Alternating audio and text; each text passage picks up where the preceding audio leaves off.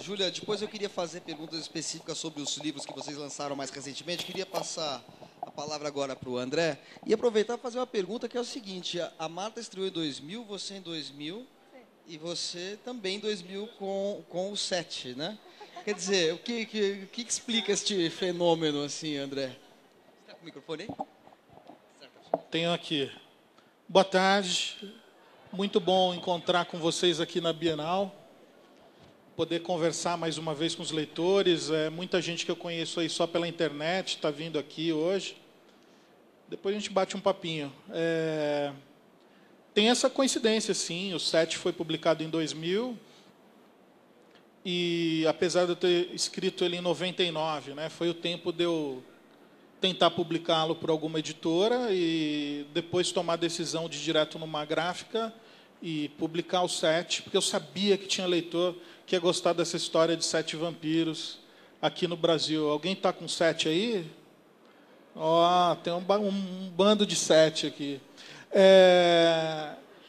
Essa paixão pela história, pelo mito do vampiro, começou bem antes, ainda quando eu era criança, né, assistindo aqueles filmes de terror de sexta-feira na TV e ficar morrendo de medo de apagar a luz, desligar a televisão e ir para a cama, que ia ficar tudo escuro até chegar lá. E começou assim, por cinema, depois veio a literatura na escola. E foi uma coisa natural começar a escrever sobre o sombrio, sobre essas criaturas, sobre a fantasia, o sobrenatural. E o vampiro, na minha história, foi quase por acaso. Foi o primeiro livro que eu considero um romance. Falei, estou escrevendo alguma coisa que dá para tentar publicar. Foi O Senhor da Chuva. E lá pelo meio da história surge o Samuel, que é um fazendeiro. E, caramba, se ferra, porque um demônio toma a alma dele, o corpo dele, para atingir o irmão dele. E quando vai embora, leva a alma dele. E o vampiro, na gênese que eu brinco, é isso. É uma pessoa que perde a alma. Aí ele é recusado pelo céu, é recusado pelo inferno. Ele fica vagando aqui. É um vampiro. E aí, quando eu conheci aquela personagem, fui vendo as coisas incríveis que ela fazia, já adorava o mito do vampiro, falei, eu tenho que escrever um livro de vampiros. Aí fiquei um tempinho matutando. Mas eu sabia, eu quero uma história diferente, tem que ter alguma coisa diferente. Foi quando surgiu essa coisa, eles serem portugueses, e esse lance de cada um deles ter um poder, como o inverno, de congelar tudo, tal. Foi uma coisa arriscada, mas ficou muito bom. Eu gostei bastante do resultado. Fiquei tão empolgado que eu sabia que esse livro ia ser vendido. Eu sabia que esse livro ia ser publicado de um jeito ou de outro. Agora, o seu primeiro livro, é verdade que você pegou um dinheiro de fundo de garantia e autofinanciou, é isso? Isso, o 7 foi assim, porque já no Senhor da Chuva eu tinha mandado para tudo que era editora, e naquela época as editoras não publicavam fantasia nacional, produzido no Brasil para um público adulto. Infanto-juvenil sempre teve, e muitos escritores competentes, eu sempre deixo muito claro quando eu falo desse ponto, não é que eu fui um pioneiro, não é que eu fui um desbravador, não foi nada disso. Já tinha muito escritor por aí, gente boa. O que aconteceu foi de eu acreditar tanto a ponto de pegar toda a grana que eu tinha, raspar o fundo da conta, ir para uma gráfica e voltar com 1000 livros publicados e sair divulgando, levando de loja em loja, livraria em livraria, e o livro estourar. Quando saiu pela Novo Século, saiu para o Brasil todo. Já havia essa onda dessa literatura nessa época ou não? Como é que, quem já havia publicado a literatura brasileira? Sim, já tinha uma onda que era recente ainda, estava acabando naquela época, era a Anne Rice. E o mito do vampiro sempre atraiu muito, né? Não é à toa que Drácula é um dos livros de ficção mais vendidos no mundo. Eu acho que ele só perde ali para a Bíblia. Eu acho que é o romance mais vendido, né? de terror e tal, e tudo mais. E eu tinha escrito O Senhor da Chuva, e tinha escrito o 7. E tinha esse negócio. Vampiro chama mais atenção comercialmente também. O pessoal é muito atraído por esse mito. Os leitores são bem atraídos por esse mito.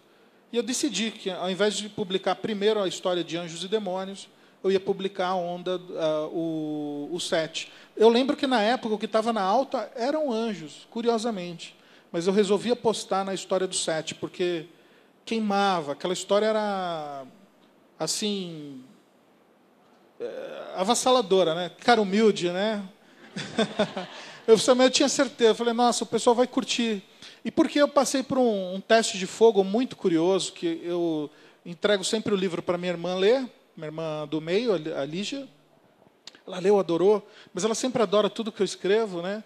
E eu entreguei o livro para um amigo do trabalho ler, e ele comentava comigo, aí tinha um amigo nosso que falou, olha, André, eu nunca li livro nenhum, eu detesto ler. Mas eu fiquei curioso, vocês falando desse livro aí, o 7, eu quero ler. E ele pegou o livro, a gente trabalhava de madrugada. Ele volta no outro dia com os olhos inchados, assim, fala, André, eu vou te matar. Eu comecei a ler o seu livro e não consegui parar. Eu li 80 páginas. Minha mãe achou que eu estava doente, porque ela entrou no meu quarto, eu não estava dormindo, estava lendo, ela perguntou o quê, eu falei, é um livro. Ela quase caiu para trás, cara. Ele nunca tinha lido um livro. E uma pessoa que nunca leu um livro, leu 80 páginas, uma pegada só. Eu falei, cara, eu vou publicar esse livro, as pessoas vão gostar.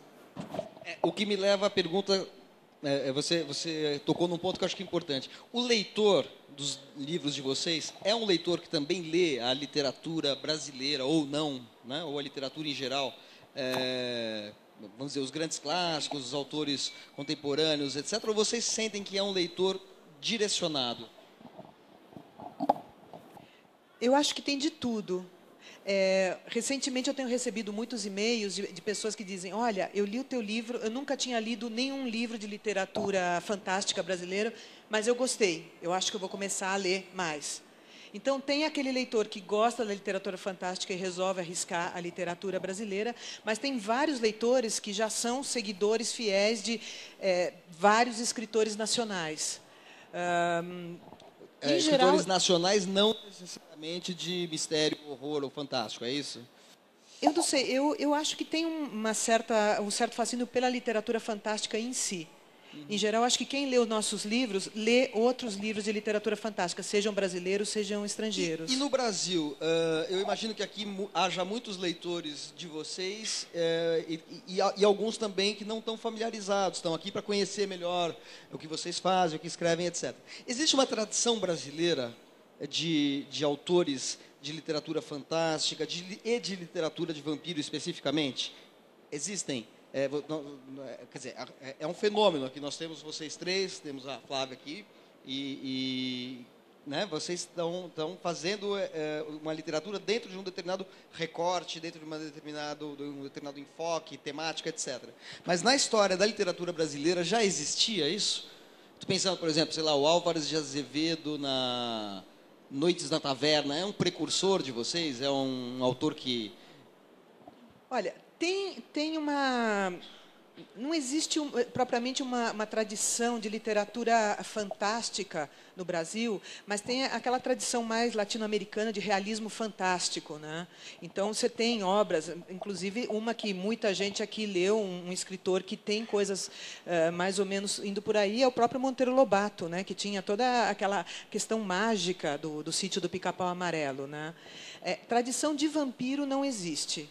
É um fenômeno do final do século XX. Existe, acho que teve abordagens diferentes, né, que nem o do Dalton Trevisan, né, com o Vampiro de Curitiba.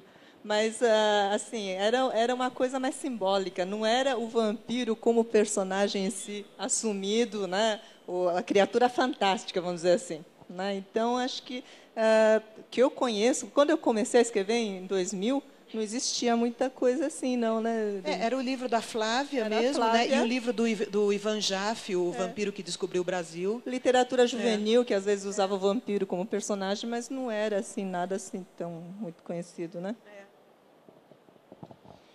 E o que caracteriza os vampiros brasileiros ou de vocês? Quer dizer, para quem não conhece bem, a gente vê filmes em que o vampiro não pode entrar em contato com alho, com a Bíblia, com o crucifixo, com o lúcio, e não aparece no espelho. E a Júlia tem um livro chamado Vampiros no Espelho, né? Quer dizer, da onde vêm essas características,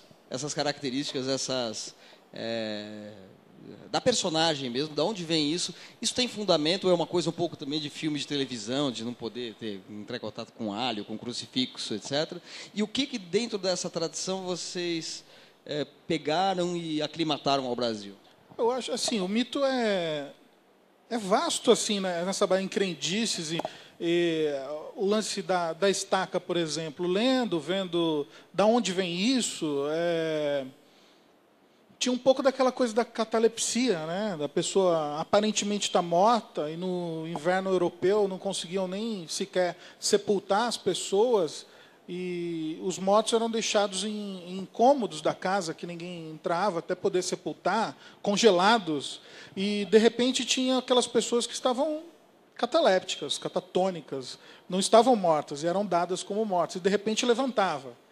E a família queria esquartejar a pessoa. Isso é um vampiro, vamos matar. E aí começa um pouco essa coisa de colocar, na verdade, barras de bronze de 2 metros, que era, se desconfiasse que aquela pessoa era um vampiro, ia levantar, metiam a estaca para prendê-lo lá no fundo do caixão, no fundo da cova.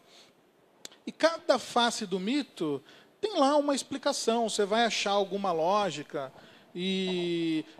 Mas o mito é vasto, e isso faz dele, né? Se acreditar nessas coisas, ele ser essa figura de mistério e encantadora, que a princípio era um monstro, era uma assombração, era algo terrível, era um corpo putrefato que vinha atrás da família e dos familiares e rondava aquele vilarejo. E por que isso? Onde é que isso se liga com o real?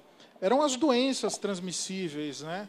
Começava a morrer uma pessoa por vez da família, estavam todas morrendo do mesmo mal, mas era tido como algo místico, como um vampiro, uma presença, um espírito ali. Depois veio o cinema, que foi deixando o vampiro mais romântico, mais sedutor, disputando o par com o mocinho, para ficar com a mocinha. E é o papel de cada autor transformar esse mito. O que vem aqui no Brasil, eu quero, na minha literatura, quebrar um pouco aquele linguajar aristocrático da figura. Eles são bem reais. É uma pessoa que podia estar aí do seu lado, entendeu? E, de repente, ele é um vampiro. E o cara está usando uma camiseta que é de um clube brasileiro, entendeu? Tem essas coisas. E cada autor, é papel de cada autor mexer um pouquinho. Até criticam tanto, né? Quem gosta da origem do vampiro, o lance do Edward de brilhar no sol, tal. Mas o Drácula já andava no sol também, de Bram Stoker. A diferença é que ele não tinha os poderes, ele não tinha aquela força de vampiro. E quando anoitecia, aí sim, é ligado com a noite, com a escuridão, com as trevas e tal, né? Essa coisa do vampiro. Mas eu faço os meus vampiros congelar todo mundo, viram lobos, quer dizer... Você tem que brincar. Você fica dando mais do mesmo, sempre a mesma cara, não tem graça.